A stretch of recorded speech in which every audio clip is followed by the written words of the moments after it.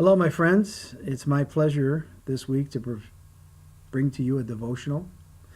And so I will begin with a select reading from Matthew chapter 13, starting at the 24th verse. He put before them another parable. The kingdom of heaven may be compared to someone who sowed good seed in his field. But while everybody was asleep, an enemy came and sowed weeds among the wheat, and they went away. So when the plants came up and bore grain, the weeds appeared as well.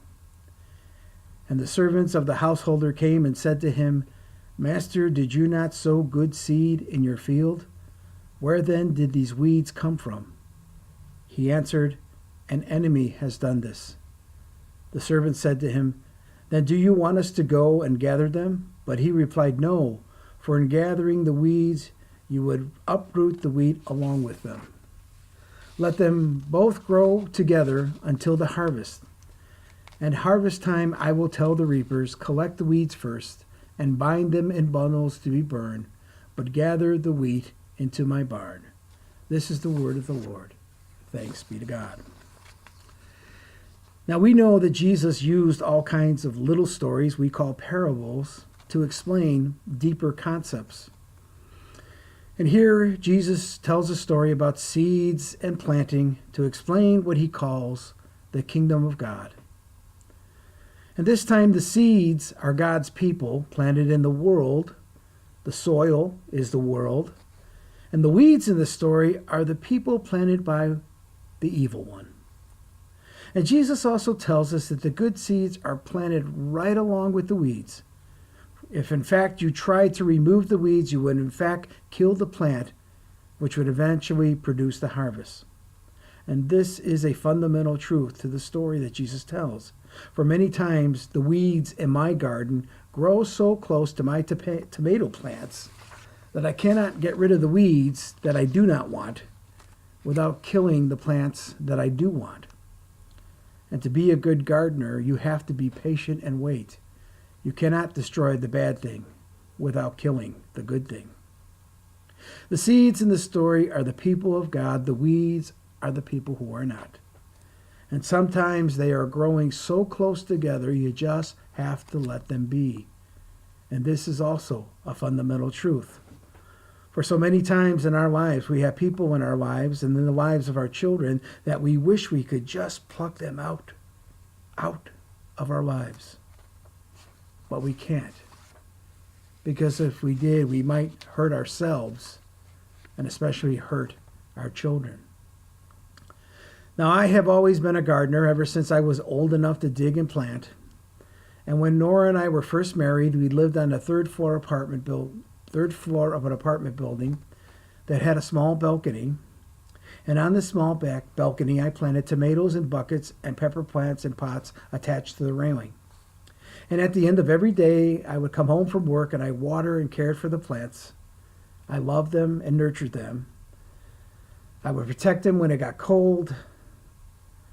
But one particular summer, I only had one pepper germinate and grow.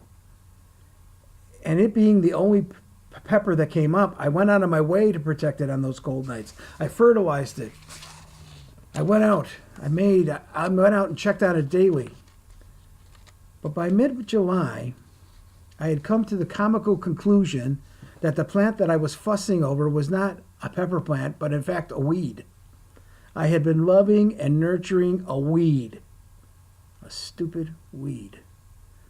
Now this gave me a good laugh, but not as good a laugh as it gave Nora. And even though the plant in my pepper pot was a weed, I had been loving and nurturing it and protecting it, and I couldn't bring myself to kill it. About a month later, all the plants on my balcony grew to full size, including the weed. But I must say, growing alone, the weed had a kind of special, unique beauty. And by mid-August, Nora and I had planned a vacation. I had asked my sister if she would come over once a day and water my plants and take care of our cats.